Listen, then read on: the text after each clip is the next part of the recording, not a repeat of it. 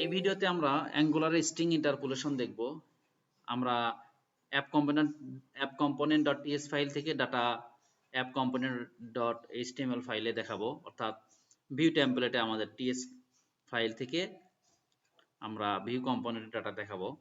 তো সেই ক্ষেত্রে দেখেন যে এখানে আমি ছোট্ট একটা এক্সাম্পল দিয়ে রেখেছি, যেমন ts ফাইলে একটা ভেরিয়েবল ডিক্লেয়ার করেছি এবং সেটা ভিউ টেমপ্লেট ফাইল মানে html ফাইলে আমরা এখানে গিয়ে ডাবল সেকেন্ড ব্র্যাকেটের মধ্যে ভেরিয়েবলটা দিয়ে রেখেছি, এতে করে আমার ভ্যালুটা এখানে শো করবে। তো এছাড়াও এই ভিডিওতে আরো কি কি দেখবো আমরা, এটারও বিভিন্ন ওয়ে আছে, সেটা একটু দেখে নেই। যেমন আমরা ফাংশন ব্যবহার করে কিভাবে ডাটা শো করতে পারি, ইমেজ কিভাবে শো করতে পারি, তারপরে হচ্ছে আমরা অ্যারে ইউজ করে কিভাবে ডাটা শো করতে পারি, এবং আমরা অবজেক্ট দিয়ে অবজেক্ট ইউজ করে কিভাবে ডাটা শো করতে পারি, সেই জিনিসগুলো দেখব। তো চলেন আমরা একটু শুরু করে দেই। প্রথমত আমি এখানে একটা ভেরিয়েবল ডিক্লেয়ার করি। ভেরিয়েবলটাও কিন্তু আমরা দুইটা ওয়েতে মানে বিভিন্ন ওয়েতে ডিক্লেয়ার করতে পারি। সাপোজ আমি যদি এখানে নাম দেই, নাম দিয়ে সরাসরি এখানে ভ্যালু দিয়ে দেই, আমার নামটা দিয়ে দেই, তাহলে হবে। অথবা আমরা যদি চাই যে এখানে কোলন দিব এবং এটা টাইপ ডিক্লেয়ার করে দিব এখান থেকে, সেটাও কিন্তু পসিবল। আমি এইভাবেই দিলাম। দেওয়ার পরে আমি হচ্ছে এখন এই ভ্যালুটাকেই শো করব ভিউ টেমপ্লেট থেকে। আমি সাপোজ এই টু ট্যাগের মধ্যে এটা শো করব, ইস টু ট্যাগ। এখানে গিয়ে আমি ডাবল সেকেন্ড ব্র্যাকেট এখানে গিয়ে আমি জাস্ট ওই নামটাকে বলে দেব, আর কিচ্ছু না। এবার যদি আমি সেভ দেই তাহলে গিয়ে দেখবো যে আমার ব্রাউজারে গিয়ে দেখবো যে আমার ডাটাটা কিন্তু চলে আসছে। ঠিক আছে, আচ্ছা, এটা একটা ওই দেখলাম। এখন আমরা চাচ্ছি যে এটা একটা ফাংশনের মাধ্যমে আমরা দেখব কিভাবে দেখা যায়। তো ফাংশনের মাধ্যমে দেখার জন্য আমরা সাপোজ একটা ফাংশন নাম দেই। সাপোজ আমি বললাম গেট নেম, যে কোনো নামই আমরা দিতে পারি। তো একটা ফাংশন তৈরি করে এর মধ্যে আমি রিটার্ন করে দিব হচ্ছে রিটার্ন দিস ডট নেম, এবং এখানে গিয়ে আমি সরাসরি এই নেমটাকে না দিয়ে আমি বলবো যে আমার ওই ফাংশনের নাম গেট নেম। গেট নেম দেই। এবার যদি আমি সেভ করি তাহলে দেখবেন যে আমার আউটপুটটা সেম আছে। হ্যাঁ, আউটপুটটা ওইটি থাকবে। আচ্ছা, এরপরে আমরা দেখব যে একটা লিস্ট বা অ্যারের ডাটা আমরা কিভাবে শো করতে পারি, সেটা একটু দেখে নিই চলেন। তো এটার জন্য আমি এখানে একটা অ্যারে বা লিস্ট আমি এখানে নিতে যাচ্ছি। সাপোজ আমি এটাকে এভাবে আর এখানে রাখতেছি না, তারপরে হচ্ছে এটাও এখানে রাখতেছি না। ফাইন, এবার আমরা হচ্ছে একটা লিস্ট ডিক্লেয়ার করি। এটা রাখলেও সমস্যা ছিল না, আমি রাখতেছি না। তো আমার এখানেও সেভ দিয়ে আসি। তো এখন একটা লিস্ট নিব আমরা। সাপোজ আমরা একটা ন্যাপ বার শো করতে যাচ্ছি। ন্যাপ বারের ডিজাইনটা আমি করবো না, জাস্ট নামটা বলতেছি। সাপোজ আমরা দিলাম ন্যাপস বা ন্যাপ আইটেমস দিলাম, দিয়ে এখানে থার্ড ব্র্যাকেট শুরু শেষ দিয়ে আমরা হচ্ছে এখানে বললাম হোম, দেন হচ্ছে এখানে বললাম অ্যাবাউট, এরপরে বললাম কন্ট্যাক্ট, আর কিছু না, কন্ট্যাক্ট। এখন এই ডাটাটা আমরা ভিউ টেমপ্লেটে কিভাবে শো করতে পারি। তো এটা একটা যেহেতু ডাটা লিস্ট, যার কারণে আমি এখানে একটা ইউএল নিলাম। ইউএল এর মধ্যে আমি হচ্ছে এলআই নিব। এলআই এর মধ্যে আমরা এখানে একটা এনজি ডিরেক্টিভ ইউজ করব, যেটা হলো যে স্টার, সিনট্যাক্সটা এমনই, এনজি ফর এই এনজি ফর এর মধ্যে আমরা বলে দিব যে লেট আমি একটা ভেরিয়েবল দিব এখানে, লেট নাম যে কোনো কিছু দিতে পারি। সাপোজ আমি বললাম ডাটা অফ, ওই যে আমার অ্যারেটার নাম ছিল সম্ভবত ন্যাব আইটেমস, এই যে ন্যাব আইটেমস। ঠিক আছে, ন্যাব আইটেমস এখানে চলে আসছে। এখন এইটাকেই আমরা এইটার মধ্যে শো করে দিব। আমি তো এখানে এটা অ্যারের মাধ্যমে নিয়ে আসলাম, বা ফরের মাধ্যমে নিয়ে আসলাম। এখানে গিয়ে আমরা স্ট্রিং ইন্টারপোলেশন করে এখানে, অর্থাৎ আমি ডাবল সেকেন্ড ব্র্যাকেট দিয়ে এখানে আমরা এই ডাটাটাকে বলে দেব ডাটা, দ্যাটস ইট। তাহলে এবার যদি আমি সেভ করি তাহলে আমি আমার ব্রাউজারে যাব, দেখবেন আমার এই যে চলে আসছে হোম, অ্যাবাউট, কন্ট্যাক্ট। তো এইভাবে হচ্ছে আমরা অ্যারের ডাটাগুলো শো করতে পারি। আমরা এবার দেখব একটা ইমেজ কিভাবে আনতে পারি। হ্যাঁ, একটা ইমেজ কিভাবে আমরা আমাদের এখানে শো করতে পারি।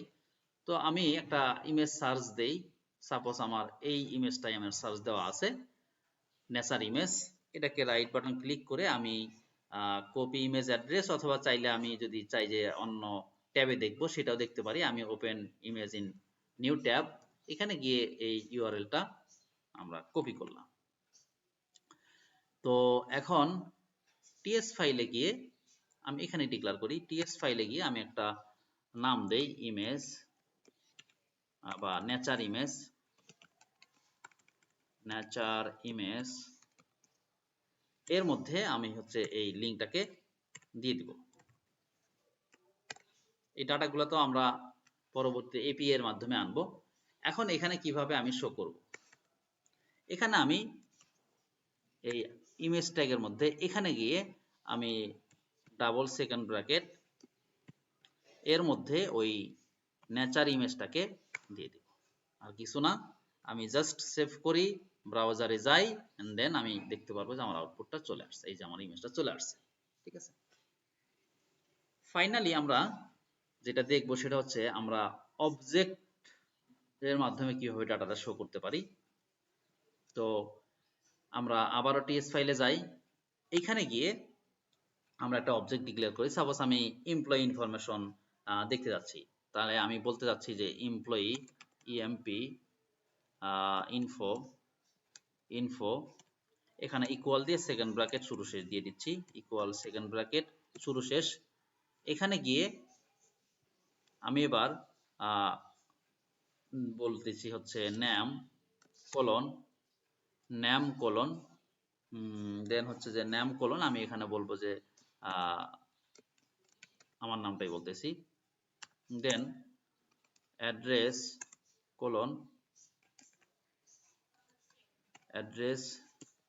কোলন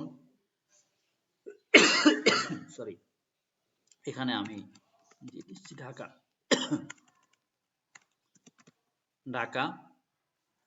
তো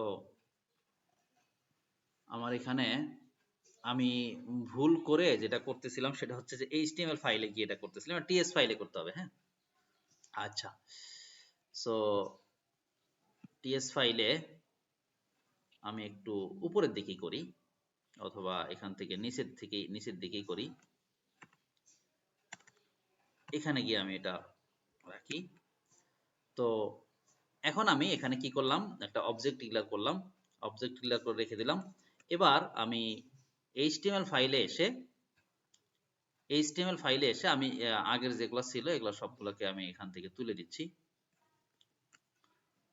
সবগুলোকে এখান থেকে আমি ফেলে দিচ্ছি বা কমেন্ট করে রাখি, না রাখলেও কোনো সমস্যা নাই, বাট আমি রেখেই দেই, কমেন্ট করে রেখে দেই, আমার এগুলোর দরকার নাই।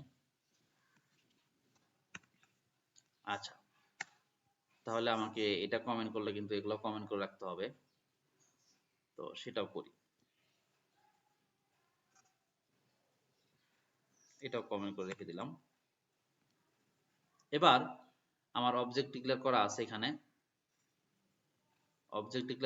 এখানে, এখন এটাকে আমি এখানে শো করব, একদম সিম্পল। আমি সাপোজ h1 ট্যাগের মধ্যেই শো করতে যাচ্ছি বা h2 ট্যাগের মধ্যেই শো করতে যাচ্ছি, তাহলে এখানে গিয়ে আমি বলবো এবার ডাবল সেকেন্ড ব্র্যাকেট এর মধ্যে গিয়ে আমি জাস্ট বলবো যে এমপ্লয়ি ইনফো ডট নেম, এবং আমি এটাকে যদি কপি করি তাহলে শিফট অল্টার ডাউন অ্যারো, এখানে গিয়ে আমি বলবো অ্যাড্রেস। এবার আমি সেভ দেই, সেভ দিয়ে আমার এখানে যাই, তাহলে দেখেন আমার আউটপুটটা কিন্তু আমি দেখতে পাচ্ছি। আপনারা হয়তো বা মানে ক্লিয়ার, মানে আউটপুটটা আগেই এরকম দেওয়া ছিল। আমি এখানে আরেকটা ডাটা দিই, তাহলে বুঝতে পারবেন। আমি সাপোজ বলে দেই যে আমি এখানে বলে দেই সাপোজ আমি অ্যাড্রেস ট্রু বলি, অ্যাড্রেস টু কোলন বা অ্যাড্রেস টুই বললাম, অ্যাড্রেস টু কোলন, আমি এখানে গিয়ে বলি যে হচ্ছে ধরেন বগরা বা বগুড়া। এখানে এবার এখানে গিয়ে আমি আরেকটা ডুপ্লিকেট করে নেই, এখানে গিয়ে আমি বলি যে অ্যাড্রেস টু, দেন সেভ। এবার গিয়ে দেখেন বগুড়া চলে আসছে।